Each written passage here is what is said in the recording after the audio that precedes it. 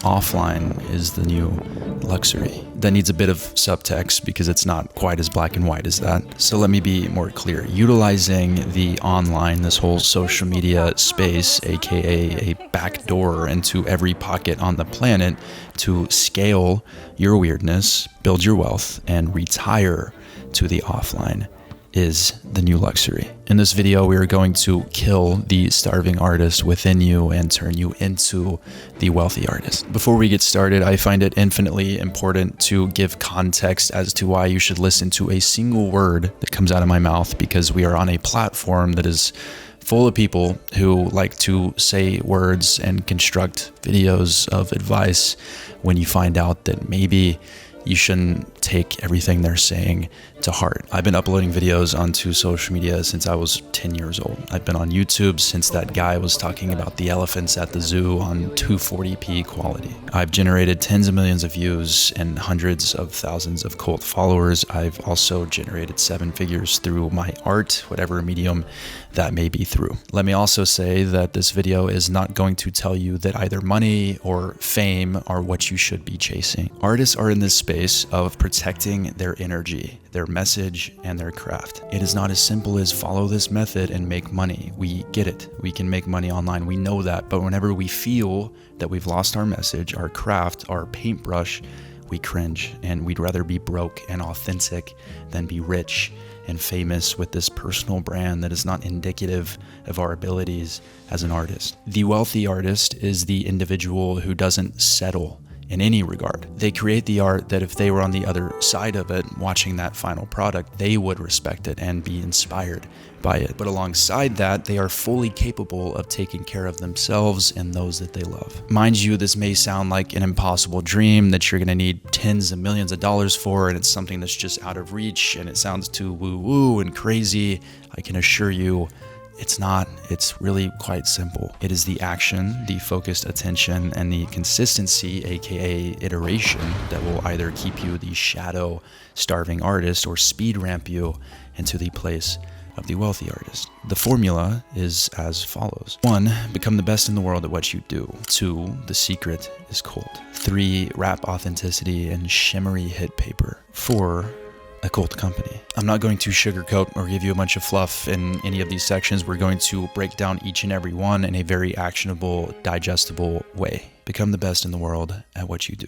Don't be performative. Anyone can put on an act. Be genuinely so good at what you do that the cameras, the success, the admiration has no choice but to be there. If you feel that you are always competing with thousands of other artists, other creators, other filmmakers, other writers, whatever the case, then you are not optimizing for what you are best at. To be an artist is to have something to say. Rinsing and recycling trends in order to grow is saying nothing. The only thing that you have any hope at finding wealth within, true wealth, is what you are obsessed with. The thing that at any time of day you can drop everything and do. The thing you think about at night. The thing you had posters of as a kid. To put this very simply, being obsessed with something, all that means is that consistency and iteration are inevitable. And those are the only 2 things that you need in order to make it. You become the best in the world at what you do when you dwindle down your craft into this one-of-one niche, matching it with your DNA. Meaning, you are in your own arena. You're the only one there. Right here, right now, think about what you have always been naturally good at and just better than most people at since you can remember. Once you locate that thing, ensure that it is also something that you are obsessed with and that you could see yourself doing at any time of day, and you don't care if you do it all day. It's time well spent still. That's your thing. Practice it until you're the best at it. Now, the marketplace is one arena. You can't escape that. You can enter it with your own unique one-of-one thing, but you will inevitably be competing with others. But that's a good thing. Competition is a good thing. Because if you are the best in the world at what you do and are slightly different than everyone else, then your audience simply can't find what you offer anywhere else. They have to go to you. The secret is cold. Star Wars was written by George Lucas with a few number 2 pencils for 10-year-olds who were into cowboys and westerns. Facebook was designed in a dorm room by college kids to connect a few Harvard undergrads. Star Wars reached those 10-year-olds. It also has reached the 10-year-old selves of over 2 billion others, grossing over $70 billion. Facebook connected those students. There are also 2 billion people scrolling on it as I speak. I don't say this to motivate you to go and be the next Mark Zuckerberg or start this massive company. I actually say this to encourage you to do the opposite. My point is that every hit, no matter the scale, began as something that was objectively weird. It was tailored for one specific person. It was very unique by design, but it was unique at scale. It is better to be you, to be 100% authentic to you than try to appeal to the masses and create this massive personal brand that gets a ton of views and traffic and hits the algorithm. Because that is the only way that you will find different versions of yourself across the world who connect to that one-of-one presence that you can offer. Also, this concept should lift all the pressure off of you. Your job isn't to develop this perfect market strategy, this perfect piece of art. Your job is to throw paint at the wall. Social media is a sandbox where you can stumble into the most discreet, unique pockets that still contain millions of people. You're not doing yourself a disservice by being more unique. You're actually doing the opposite. A cult audience is simply an audience that understands your language. There are inside jokes, underlying patterns that only they can pick up on. Any film that you're in love with or artist that not many people know of, but the ones that do, when you talk with them, y'all can speak this different language with each other. It's like y'all can enter this other realm where only you two can actually understand what you're saying. A cult audience learns more, engages more, benefits more, and pays you more than a mainstream audience that only follows you when and if you're trending. I take a cult audience of 100 people who genuinely understood what I was writing and what I was communicating over an audience of millions of people who just found my stuff because it was trending or I engineered it to better suit the algorithm. Those 100 people care what I have to say. If I was in their area in the real life, we would sit down and have coffee or get dinner. Those millions of people couldn't care less about what I'm doing or what is going on in my life or what I have to say or what I have to create.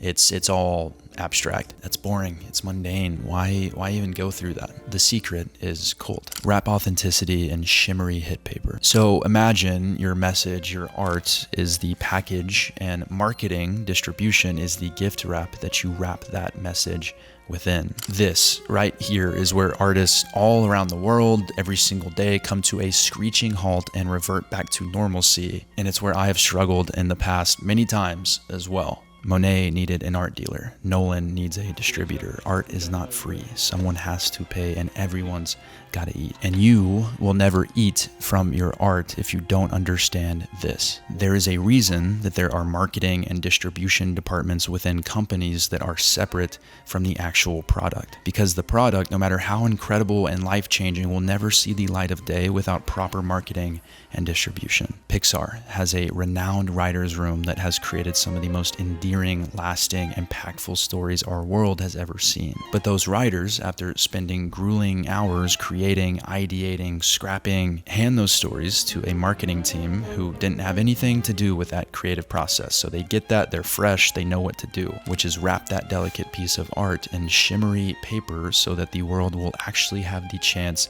to view all of that work that those writers did. As a solo artist, it is extremely difficult to be in this frame of mind. We're not necessarily trained to be in the writer's room and then in the business operations and then in the marketing department and then in the growth department. You create art from a place of pure freedom, pure intentionality. It can't be measured, it can't be quantified. But then after you create it, you try to keep that mode of thinking when pressing upload or trying to get it out there. When at that point, it is a game of numbers and a game of measurement. Either it's getting eyeballs on it or it's not. Star Wars would have never been seen by a single pair of eyeballs, let alone billions of pairs of eyeballs, if it remained in George Lucas's office with no distributor. Facebook would have died out just like the millions of startups that do if it wasn't for a unique exclusive marketing strategy where students spread the word across universities. Your art is always authentic. It is permanently genuine. But your marketing and distribution should be tactical. You wrap your art in shimmery hit paper so dummies like me say, ooh, wonder what's inside. And then once we get to that product, to that actual message at the heart